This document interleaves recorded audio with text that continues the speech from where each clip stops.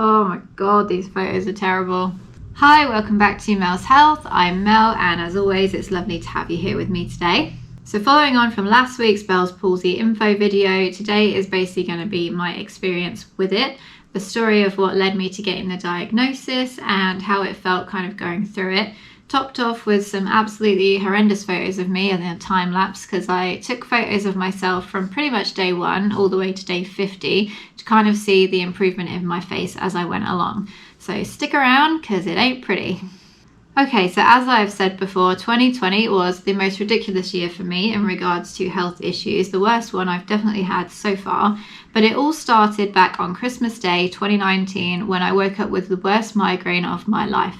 If you get migraines, I know you can empathise, but if you don't, please believe us when we say that it is not just a headache, it completely wipes us out.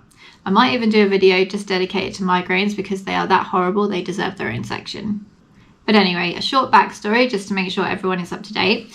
On Christmas Day 2019, I was on a ski holiday in Austria, and for that day I just could not leave the hotel room. I just needed the darkness and the quiet and to be left alone. As it was Christmas Day, I did force myself out for some Christmas après party, but no alcohol in sight for me, just nice water and painkillers and trying to have a good time. So the headache kind of subsided a few days following on from that, but what I had left was this niggling pain that never went away, that was sat in the lower left back side of my head, and that went in way into January. So to bring this up to date of me actually getting diagnosed on the 9th of January, we very quickly flew from Austria back to the UK and then the UK back to Canada. Pretty much went straight into full-time work again as soon as I got back, and I had this horrendous headache that was not leaving the back of my head. I had a cold, I was jet lagged and just trying to deal with everything all at once. But then on the 8th of January, we had our work's Christmas party, and I was going to try and get into it, try and enjoy myself, but I started the night off by telling everybody that I still had this horrible headache sat at the back of my head and it was not going away. Soon as we got on the bus and we were going to the destination of where the party was, I was just like, drinking is not happening for me. I think I had a couple of beers and then I was just like, no, I'm getting tired, my headache's getting worse, I can't deal with this party right now. But I made it through to the end of the night. It wasn't like something I could do a fast escape from because we were in a different place. But I went to bed that night, got home, and then the next morning I woke up 9th of January in the morning and my migraine was back with full force. So I spent the morning of the 9th of January on the sofa under the duvet trying to be in the darkness, in the quiet, drinking lots of water, taking painkillers and trying to sleep it off. For some random reason, my fiance Guy actually came home from work at lunchtime that day. So literally 12 noon he walks through the door and that wakes me up. And as soon as I get up, I'm just like, my face feels weird. And I walked up to him and I was just like, I can't really feel my lip. So I went to the bathroom, had a look at my face and we're trying to moving it around, and it was really slow and quite difficult to kind of move this left side of my face around. Like my lip was not doing what the right side of my face was doing. Now for most people that might send you into like an instant deep panic. If you think of like facial drooping or numbness or anything like that, the thing that comes to mind for most people straight away is stroke. But in our case, we'd actually had a family member diagnosed with Bell's palsy the year prior, so that condition was still kind of fresh in our minds at this point. I will just say here, as I said in my last video, that if ever anything like this starts happening to you, then make sure you go and get checked out at the hospital straight away because you never know. But we're in this situation and Guy and I are just perplexed at this point. We're like, surely not, no. But of course we go to the ER because I need to be seen. As soon as we went outside to get to the car to go to the hospital, I noticed that the air hitting my eye and the brightness of being outside really started to irritate it quite a lot. And I said in the car on the way there, I don't think I can close my eye properly. So all these things were adding up and we were just like, it's got to be the same thing. So upon presenting to the ER, they go through like my symptoms. I explain about my 2-week-long migraine, niggling headache and the fact that it's really bad right now.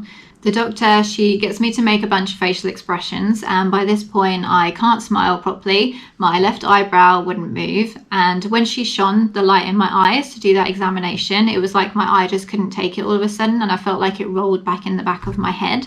And I was just drained by that point. I was in pain, I was absolutely tired, and now half my face was paralysed, so just started crying. And then she kind of gave me the nod and was like, I do think you've got Bell's palsy. So they took some blood, and then the doctor got me hooked up to an IV so that I could get some IV migraine meds. But all it actually did was send me to sleep for 30 minutes. It didn't get rid of the headache at all. I woke up after half an hour feeling the exact same. It hadn't budged. So they'd taken the blood to check for any contributing factors that I may have. But then she also said that I was going to have to be transferred to the hospital in the city to go for a CT scan with contrast. If you've seen any of my previous videos, then you know that my local hospital is quite a smaller one. It doesn't have a CT scanner available there. So anyone that needs one has to be referred to the city hospital. So at this point, they said I could go via ambulance transfer. But as this is actually pre-COVID at this point, Guy was actually allowed with me every step of the way at this point still. So they did say that if we had the means to do so, we could get ourselves to the city hospital and back. So we chose that option to drive down there. When we get there, I just present and tell them everything that's going on. Obviously, I've been transferred throughout their systems. I go for the CT with contrast dye, and then I'm just waiting for the results. I'm not going to go to the ins and outs of everything around the CT scan. I made a video recently that tells you all about CT scans, including the ones with contrast, if you want to check that out after this. But everything came back absolutely fine. The scans were fine, my bloods were fine. They couldn't really find any other contributing factors as to what could be irritating my facial nerve. So that all points to Bell's palsy, because usually when you get a diagnosis of Bell's palsy, it's because there is no cause. So I left the hospital with the prescription that I mentioned in my last video. It was for a muscle relaxant, an antiviral, a steroid, and an eye ointment. And then I was told to follow up with my GP for all future treatment from then on. And in regards to my ongoing headache, they didn't really have anything else to offer me other than saying continue to take regular painkillers. So then it moves on to actually dealing with this thing, which is a whole other ball game. So I felt terrible, I looked terrible, and I was pretty miserable for the first few days. In regards to drinking, I had to drink everything through a straw. So it's pretty odd to get used to when you're trying to have your morning coffee through a silicone straw. Then in regards to eating, I had to eat stuff that you place in your mouth. Right? I couldn't have anything like pizza or a sandwich or a burrito, anything that you have to bite and then pull away, because the left side of my mouth just wasn't doing that. It was just going to create a big old mess. The worst part of dealing with it though, or the most irritating part of dealing with it all, is the eye, because my left eye, it just doesn't close. Like your eye is just frozen, so you cannot blink. It's just not moving. So I picked up some eye drops when I was at the pharmacy picking up my prescription, and at least once every half an hour to an hour, I had to put the eye drops in because my eye was just getting quite dry. And it also kind of helps keep anything out of it, because you don't want to get anything in there and then irritate your eye or get it infected. And then at night, you can't close your eye, right? So that's what the eye ointment is for when they prescribe it to you. So before going to bed every night, I just put like a line of the ointment in the bottom part of my eye, and then I had to tape my eye closed every single night for almost 2 months. So we started off trying to figure out all different ways of doing it, and then in the end we just ended up putting a big chunk of gaffer tape just straight over this eye like a pirate patch every single night. There's also other things that you don't really think about, different side effects, like brushing your teeth. It was one of the most irritating things to not be able to spit the toothpaste out.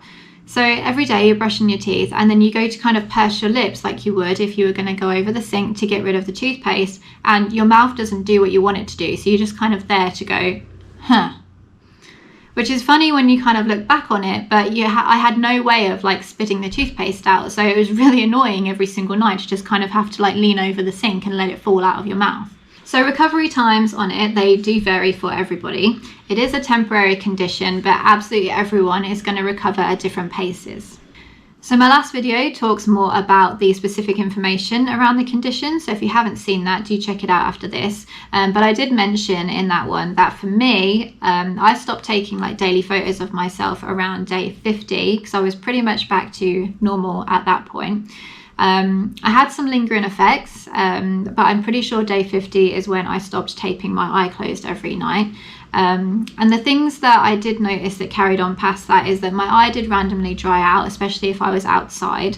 And then what I still actually have to this day, over a year later, is that whenever I do get a headache or any kind of like random pain in my head, it's always above my left eyebrow here. Like I still get pain on this side. And if I am starting to get a headache, I'm always like feeling this eyebrow to like, can I still feel it? Because it's like, it's the exact same feeling as what I had back that day, but not as worse. But it does kind of always seem to sit on this side of my face. So, but here are the time lapses that I made of my face over that time. So starting from day 1 to day 50, first I did a time lapse of what my eye looked like.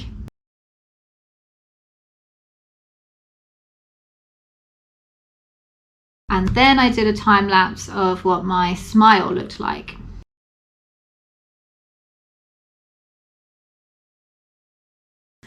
Oh, some of those photos are so bad. But at least it shows the progression, how literally my face was frozen in time on one side and how kind of miserable I kind of was around it, and then showing the progression all the way up. So I went from this to this. So overall, this condition is quite debilitating. I know mine started because I had a terrible headache. Sometimes people don't have headaches at all and it just happens to them. But in regards to me, when the headache actually started to go away and I was feeling more like myself, you've just got this thing that stops you from being you. You know, you're trying to laugh or smile or interact with people and your face isn't doing what you want it to do. But the thing is that it is a temporary condition. So you know that there is some light at the end of the tunnel, that this isn't going to be you forever. As I said, I still get the odd lingering symptom, like I notice that my left eye will always be the dry one out of the both. And then I get that headachy pain above my left eyebrow. But there's nothing to say that this is something that's affecting me long term, really. So if you are going through it, there is light at the end of the tunnel. You're not going to look that way forever and things will start to improve. So I hope anyone that's watching this who is currently going through it or needs some more information about it has found it kind of reassuring that things do get better. It's a really unpleasant condition and you really are kind of helpless as to try and improve it at any kind of speed. It does just take time and you just have to wait for those days to pass and things get better each day. Please like this video if you learned anything today and hit subscribe for more content. Thanks for watching and I'll see you soon. Bye.